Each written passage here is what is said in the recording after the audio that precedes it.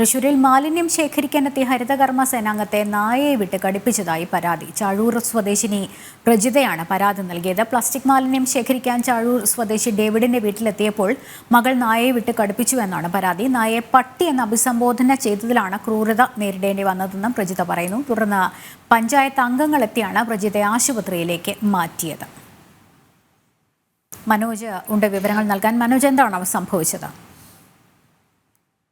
ചാഴൂരിലാണ് ഇത്തരത്തിലൊരു സംഭവം നടക്കുന്നത്. പ്ലാസ്റ്റിക് മാലിന്യം ശേഖരിക്കുന്നതിനായി ഈ ചാഴൂർ സ്വദേശിയായിട്ടുള്ള ഡേവിഡിന്റെ വീട്ടിലേക്കാണ് ഈ ഹരിതകർമ്മ സേനാ പ്രവർത്തകർ പോയത്. ഈ സേനാംഗമായിട്ടുള്ള പ്രജിതയ്ക്കാണ് ഇപ്പോൾ ഈ നായയുടെ കടിയേറ്റുള്ളത്. ഇതിൽ തന്നെ പരാതിയിൽ പറയുന്ന കാര്യം, നായയെ പട്ടി എന്ന് അഭിസംബോധന ചെയ്തതിന്റെ പേരിലാണ് ഈ യുവതിയെ മർദ്ദിച്ചത്. അതോടൊപ്പം തന്നെ ഈ പട്ടിയെ വീടിനുള്ളിൽ നിന്നും തുറന്നുവിട്ട് ഇവരെ കടിപ്പിക്കുകയായിരുന്നു. പഞ്ചായത്ത് അംഗങ്ങളെത്തിയാണ് പിന്നീട് പ്രജിതയെ ആശുപത്രിയിലേക്ക് മാറ്റിയത്. സംഭവത്തിൽ ഈ പ്രജിത നൽകിയ പരാതിയുടെ അടിസ്ഥാനത്തിൽ പോലീസ് മൊഴി രേഖപ്പെടുത്തി കേസെടുക്കാനുള്ള നീക്കത്തിൽ തന്നെയാണ്.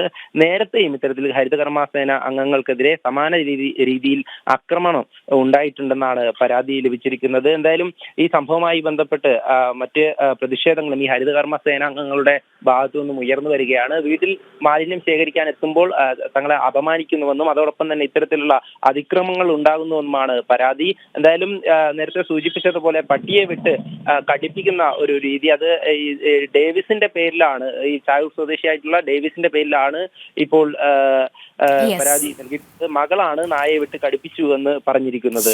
മനോജാണ് വിവരങ്ങൾ നൽകിയത്.